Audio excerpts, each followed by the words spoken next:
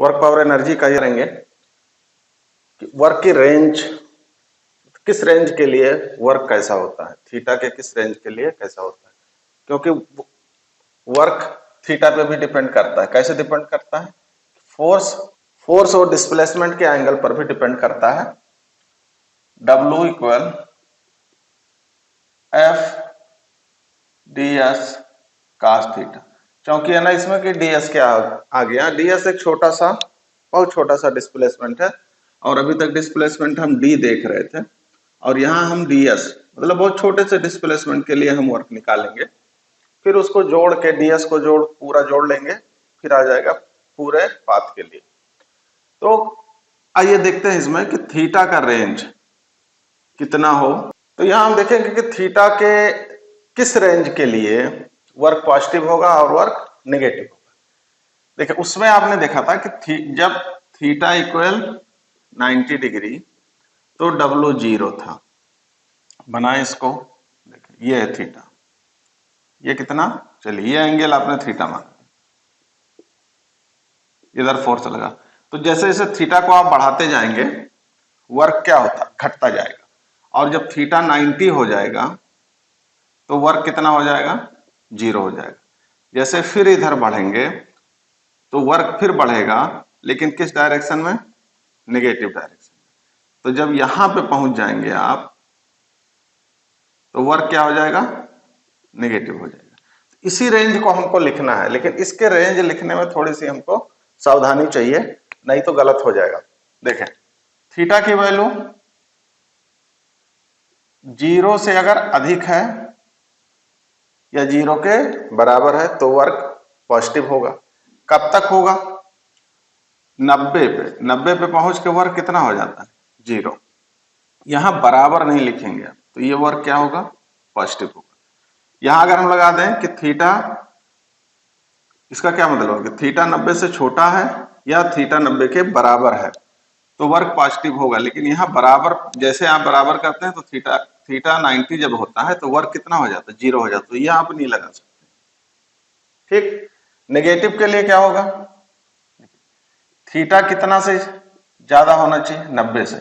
जब आप इधर आएंगे तो थीटा 90 से ज्यादा, और कितने से कम या बराबर होना चाहिए, 180 180 से कम या 180 के बराबर, तो कितना वर्क कितना हो जाता, नेगेटिव। तो कभी कोई क्वेश्चन में इस तरह पूछता है कि right the range of theta for which work is negative, तो सवाल ऐसे इसमें देखें कि थीटा के किस मान के लिए, थीटा का वो रेंज ज्ञात कीजिए जिसके लिए वर्क पॉजिटिव है। तो आपको हमने क्या बताया कि वर्क पॉजिटिव होने के लिए थीटा की वैल्यू कितनी होनी चाहिए, 90 से कम होनी चाहिए और 0 से बड़ी होनी चाहिए या बराबर होनी चाहिए। तो ये रेंज हो गया। आप यहां नहीं लगाएंगे, यहां बराबर नहीं लगाएंगे, ठीक है। नेक्स्ट क्या कि क्या क्या क्या 45 से 85 डिग्री तक वर्क पॉजिटिव होगा, मतलब 45 डिग्री से 85 डिग्री तक वर्क पॉजिटिव होगा, ये हमसे पूछा जा रहा है। तो आप देखें पॉजिटिव वर्क के लिए क्या होना चाहिए, 90 से कम होना चाहिए और 0 से ज्यादा होना चाहिए। तो देखिए 90 से कम है 45, क्या इस रेंज में आ रहा, 45 और 85 क्या 90 से कम है, हाँ बिल्कुल 90 कम है। तो आप क्या कहेंगे, डब्ल्यू क्या होगा, पॉजिटिव होगा। तो पॉजिटिव वर्क कहां तक होता है, 90 से थोड़ा पहले, जस्ट बिफोर 90, 90 से थोड़ा पहले तक आप रहेंगे तो वर्क पॉजिटिव होगा। जैसे 90 पे पहुंचेंगे 0 हो जाएगा, 90 से जैसे और बाएं जाएंगे वैसे नेगेटिव हो जाएगा। तो आप देखें कि 95 क्या है, 90 से ज्यादा, और 175 क्या है, 180 के करीब में। तो 90 से 180 के बीच में, 90 से थोड़ा ज्यादा और 180 के बीच में वर्क क्या होता है, नेगेटिव होता है।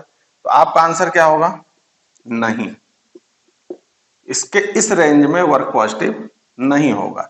इस रेंज में क्या होगा, वर्क कितना होगा, इस रेंज में वर्क नेगेटिव होगा। क्यों, क्योंकि 95 और 175 ये किस रेंज में लाई करता है, 90 प्लस और 180 के बीच में।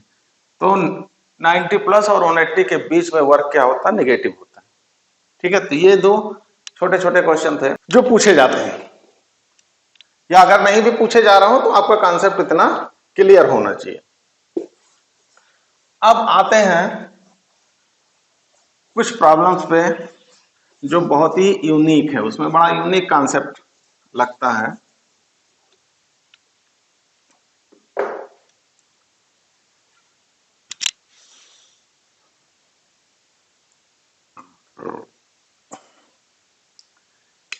कॉन्सेप्ट इसमें थोड़ा सा दिमाग लगा के थोड़ा ध्यान से धैर्य पूर्वक सोचना है आपको, तभी ये लग पाएगा। ये मान लीजिए एक सेमी सर्कुलर बाउल है और यहां पे कोई एक ब्लॉक रखा हुआ है, किस पॉइंट पे? ए पे, और यहां से यहां तक लेके आप इसको आ रहे हैं पॉइंट बी तक। कह क्या रहा है question? Find parallel to ground. हमको क्या तीन कंडीशन में निकालने हैं कि वर्क डन कैसा होगा। पहला क्या है? Parallel to ground. Parallel to ground का मतलब क्या हुआ कि जो फोर्स हम लगा रहे हैं इस पे, जो फोर्स हम लगा रहे हैं ये, तो ये हमेशा पैरेलल टू ग्राउंड रहे। यहां पहुंचा फोर्स ऐसे, यहां पहुंचा फोर्स ऐसे, यहां पहुंचा फोर्स ऐसे, ठीक ऐसे ऐसे करके हमको बी तक जाना है। देखिए फोर्स हमेशा कैसा? Parallel to ground. तो अब इसमें क्या करना के लिए पहला वाला केस हम देखते हैं। इसमें क्या करना है? इसकी रेडियस क्या?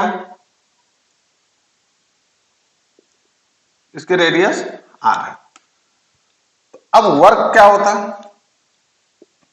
डब्ल्यू हमको निकालना, डब्ल्यू ए बी। वर्क क्या? कि जिस डायरेक्शन में फोर्स हो उसी डायरेक्शन में डिस्प्लेसमेंट हो। हमको आपको समझ में क्या आ रहा?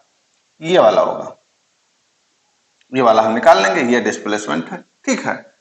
लेकिन वर्क में एक चीज का आपको ध्यान रखना है कि यहां वो नॉर्मल वाला डिस्प्लेसमेंट नहीं होता, ये स्पेशल डिस्प्लेसमेंट होता है। और अगर यहां चूके आप नॉर्मल से मिलाया आपने तो खेल खत्म हो जाएगा। आप सवाल, अब हम देखेंगे कि ये पॉइंट यहां से और यहां तक पहुंचने में कितना डिस्प्लेस हुआ। इसको पता करने के लिए क्या करेंगे? देखिए यहां से खींचे इधर और यहां से इसको मिलाएं, तो पॉइंट पे कितना चला यहां से यहां तक जाने में? कितना चला? ये एपी यहां से यहां तक तो चला। इसको अगर हम ऐसे उठा के यहां शिफ्ट कर दें तो आपको मालूम है कि वेक्टर क्या हो जाता है? शिफ्ट हो जाता है। तो यहां से यहां तक अगर हम ऐसे उठा के यहां शिफ्ट कर दें तो किसके बराबर होगा? आर के, क्योंकि रेडियस आर है और फोर्स एफ है। एफ कितना? एफ की डायरेक्शन में डिस्प्लेसमेंट कितना हुआ? ये एफ, ये आर। एफ की डायरेक्शन में डिस्प्लेसमेंट कितना है? आर के। तो वर्क ए बी बराबर क्या हो गया? फोर्स इंटू डिस्प्लेसमेंट इंटू उनके बीच का एंगल। फोर्स एफ, डिस्प्लेसमेंट कितना हुआ? आर हुआ, एंगल कितना? 0। काश 0 का मान 1। तो डब्ल्यू ए बी आया एफ आर के। देखिए इसको हम दूसरी तरह से भी कर सकते हैं, दूसरे तरह से भी कर सकते हैं कि यहां से यहां तक डिस्प्लेस हुआ ये आर। तो आपने देख पढ़ा होगा, आपको हमने बताया है कि ये डिस्टेंस कितनी होगी? ये भी 45। तो डिस्प्लेसमेंट इधर है, डी किधर है? इधर है। उसकी डायरेक्शन में, चाहे डीएस की डायरेक्शन में आप फोर्स के कंपोनेंट कर ले या फोर्स की डायरेक्शन में डीएस के कंपोनेंट कर ले, आपको जो आसान लगे। तो देखिए एफ का कंपोनेंट करते हैं हम डीएस की ओर, तो डब्ल्यू बराबर एफ कास 45 होगा। और डीएस कितना आया आपका? आर, अब ये वाला लेंगे ना, ये लेंगे, इसी को कंपोनेंट कर रहे हैं, तो ये हो गया R root 2। F cos 45 R root 2, ये इससे कैंसिल हो गया। एफ आर, देखिए दोनों में सेम आया। इससे क्या होगा? थोड़ा जल्दी हो जाएगा, इससे थोड़ा टाइम लगेगा। पहला आपको मिल गया one force is parallel to ground.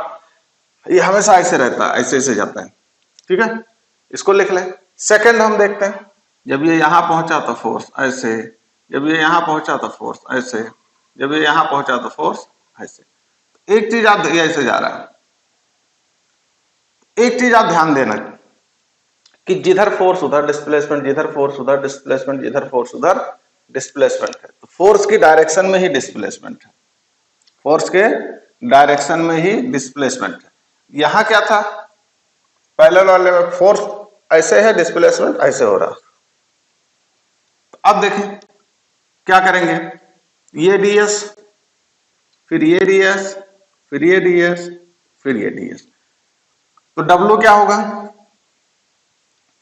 मान लीजिए ए एक्स पाथ से गया, तो W क्या होगा, W ये भी फोर्स, और फोर्स की डायरेक्शन में डिस्प्लेसमेंट ऐसे ऐसे आप जाएंगे। तो कौन सा पाथ आपका होगा, ए एक्स बी, इसी कर्व पे आर्क पे चलेंगे, फोर्स और फोर्स की डायरेक्शन में डिस्प्लेसमेंट ds।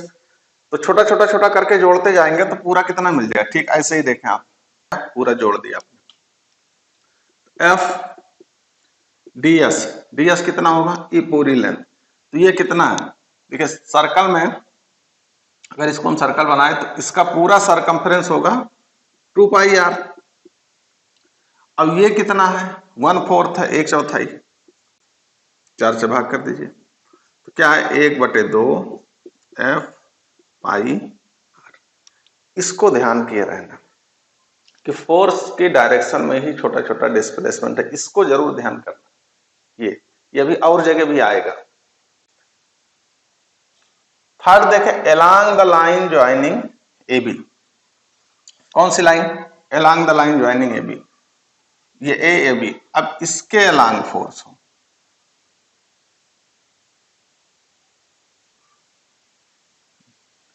फोर्स किसके अलांग हो, इसके अलांग हो, अलांग ए बी ऐसे।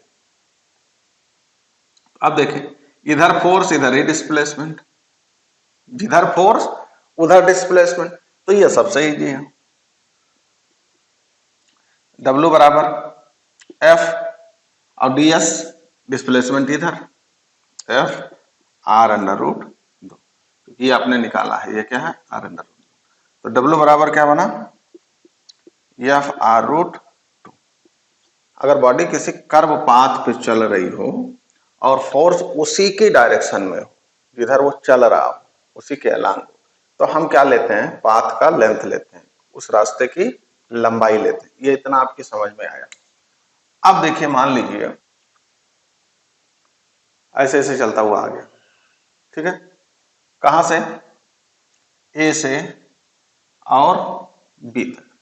आपसे कह क्या रहा है, आपसे वो ये कह रहा है कि find work done, find work done always in direction of ds। मतलब क्या हुआ कि यहां से आप चल रहे हैं तो इधर आप जा रहे हैं, तो इधर ही फोर्स है और इधर ही डिस्प्लेसमेंट है। यहां गए तो फोर्स इधर, डिस्प्लेसमेंट भी इधर, ऐसे से आप चलते हुए आ रहे हैं। तो सब पे यही है कि इधर जिधर फोर्स है उधर डिस्प्लेसमेंट, ऐसे चलते आ रहे हैं, ऐसे से यहां पहुंच गए, ठीक है। अब इसकी पाथ लेंथ कितनी हम मान लें कि इस पूरे रास्ते की लंबाई, ऐसे ऐसे आप आए, कितना है, स्मॉल एल, पूरे पाथ की लंबाई स्मॉल एल है। चलो, तो डब्ल्यू ए बी, अभी आपने पढ़ा क्या कि जिधर फोर्स हो उधर का ही हम डिस्प्लेसमेंट लेंगे। तो ये ds छोटा सा थोड़ा खिसके, फिर ये खिसके, फिर ये खिसके, फिर ये खिसके, फिर ये खिसके, ऐसे ऐसे ऐसे ऐसे करते करते करते करते यहां तक पहुंच गए। तो हम जोड़ते जोड़ते जोड़ते, अगर हम ds को छोटे छोटे छोटे टुकड़ों में जोड़े, इतना जोड़े इतना जोड़े इतना जोड़े, तो यहां तक पहुंचने में हमको मिलेगा क्या, तो ds क्या किसके बराबर होगा, पाथ लेंथ। थीटा कितना होगा, देखिए ds और बल, फोर्स और ds के बीच में एंगल 0, तो ds कितना होगा, ये पूरी पथ की लंबाई, कास कितना 0, तो ये बना FL। ठीक, अब इसी में अगर वो कहे इसी में हम क्या कहें कि फोर्स कैसा होता, हमेशा पैरेलल होता। मान लीजिए फोर्स ऐसे हो, तब डिस्प्लेसमेंट कौन सा होगा, ये वाला होगा डिस्प्लेसमेंट, ये निकालेंगे आप। ठीक है, इसमें क्या है ना, इतना थोड़ा समझने की कोशिश करिए आप कि जिधर बल उधर विस्थापन, जिधर बल उधर, इधर देखिए बल इधर है, विस्थापन इधर है। अब क्या करेंगे, अगर वो ऐसे कह ले कि फोर्स पैरेलल हो, ये एंगल हो गया थीटा, तो हम क्या निकालेंगे, तब डब्ल्यू क्या होगा, F D S cos theta.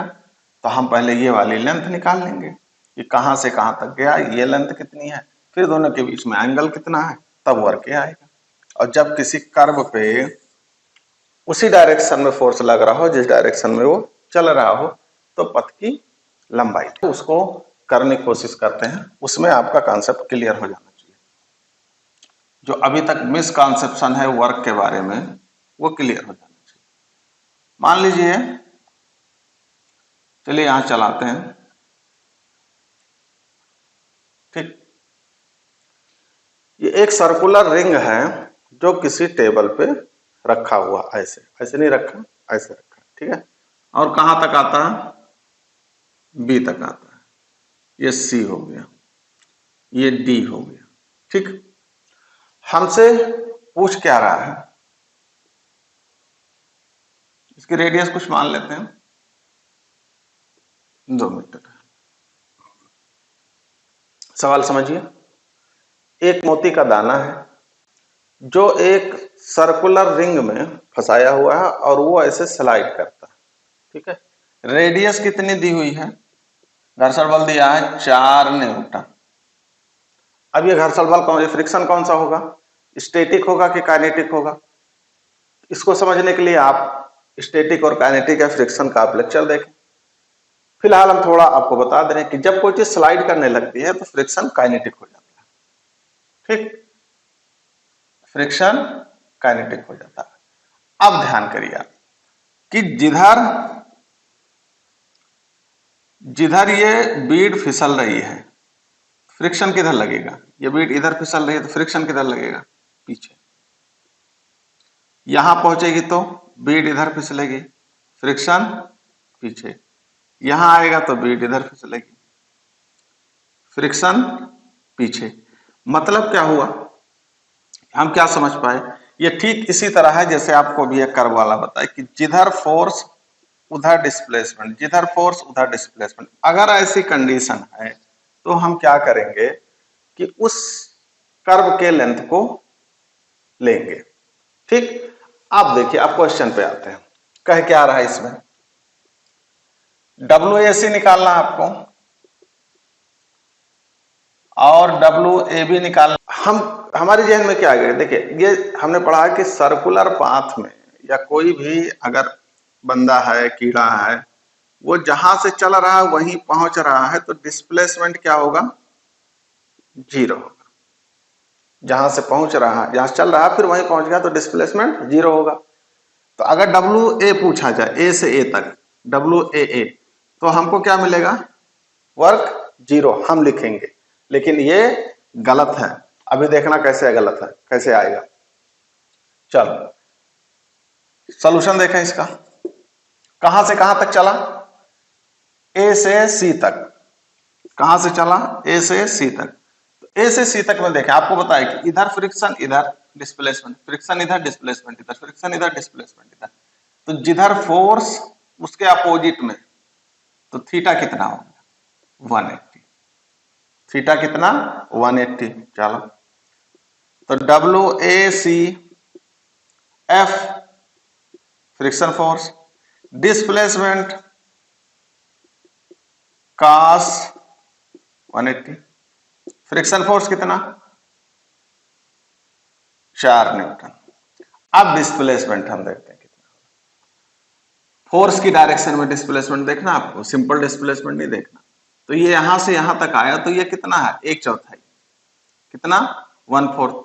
तो पूरा सरकमफ्रेंस होगा 2 पाई आर, पूरा सरकमफ्रेंस 2 पाई आर, और ये कितना है 1/4, तो ये हो गया पाई आर बटे 2, ds पाई आर बटे 2 cos 180 -1, तो ये 2 से 2 कट गया, हो गया 2 पाई आर कितना 2 मीटर दिया, तो ये हो गया 4 पाई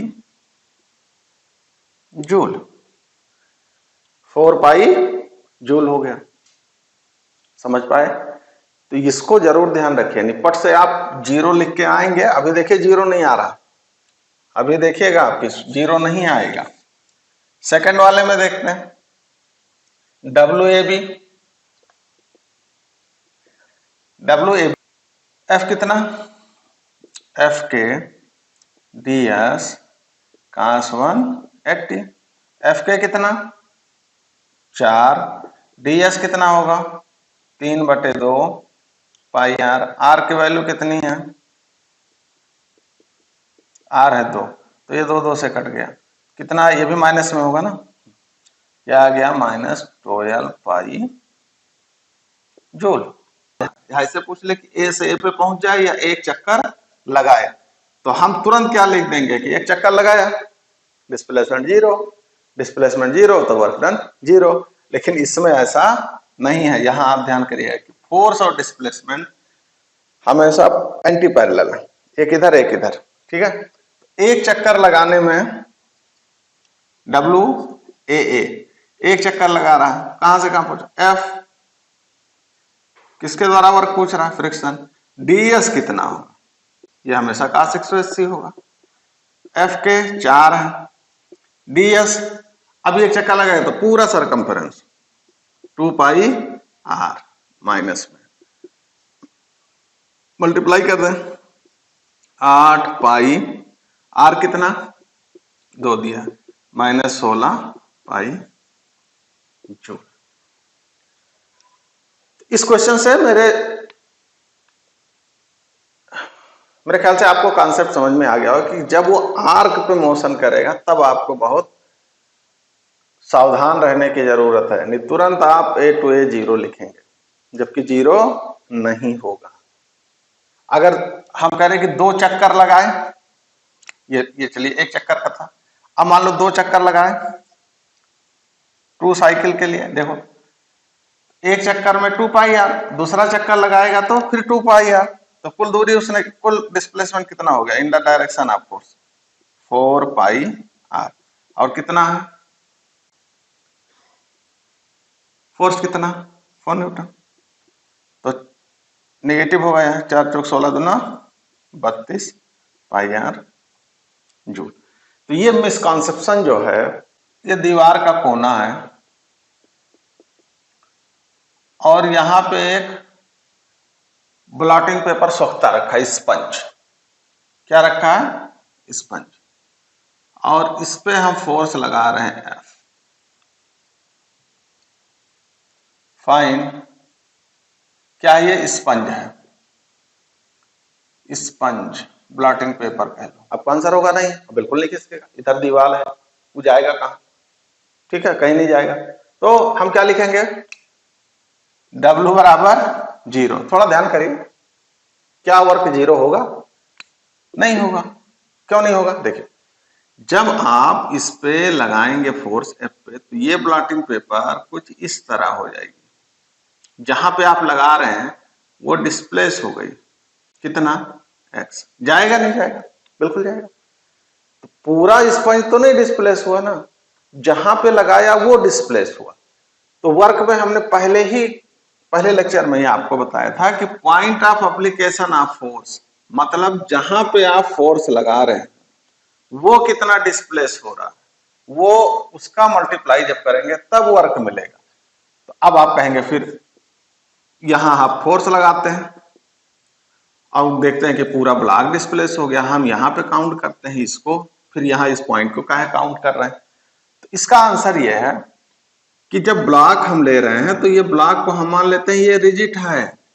रिजिड का मतलब कि चाहे आप यहां फोर्स लगाए, चाहे आप यहां फोर्स लगाए, चाहे आप यहां फोर्स लगाए, जहां आप फोर्स लगा रहे हैं वो पॉइंट डिस्प्लेस नहीं हो रहा, वो आगे पीछे इस ब्लॉक के रिस्पेक्ट में वो आगे पीछे नहीं जा रहा, मतलब ब्लॉक दब नहीं रहा, जिसपे हम फोर्स लगा रहे हैं ब्लॉक दब नहीं रहा।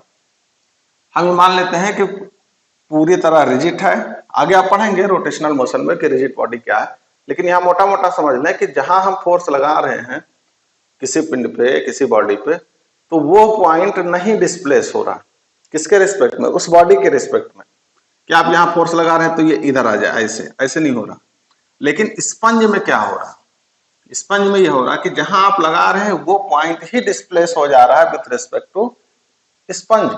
स्पंज के सापेक्ष ये पिंड चला, ये पॉइंट यहां चला गया, तो W कितना होगा? W बराबर बल गुणे बल की दिशा में विस्थापन, force multiply displacement in the direction of force. तो in the direction of force x, तो W बराबर बना आपका Fx। एक चीज अब बताएं, ये पॉजिटिव होगा कि नेगेटिव होगा? दूसरा देखिए, जिधर फोर्स उधर ही डिस्प्लेसमेंट, तो ये क्या होगा? पॉजिटिव होगा। ऐसा नहीं है, ऐसा नहीं है कि पूरी बॉडी ही डिस्प्लेस हो तभी हमको वर्क मिले। ऐसा भी है कि जहां पे हम फोर्स लगा रहे हैं वो पॉइंट डिस्प्लेस हो रहा है विथ रिस्पेक्ट टू बॉडी, तब भी हमको वर्क मिलेगा। अब एक दूसरा एग्जांपल देख लीजिए। ये मान लीजिए एक ब्लॉक है, क्या है? ब्लॉक है, यहां पे एक तार बंध है। क्या बांध दिया आपने? तार बांध दिया। रस्सी लगा के आप यहां से इसको खींचिए। ब्लॉक रिजिड है, ब्लॉक रिजिड है, लेकिन ये जो तार बंधा हुआ है ये रिजिड नहीं है। तो जैसे आप इसको खींचेंगे तो ब्लॉक के चलने से पहले, ब्लॉक के चलने से पहले ये तार कुछ ऐसा हो जाएगा। होगा नहीं होगा? कुछ ऐसा होगा।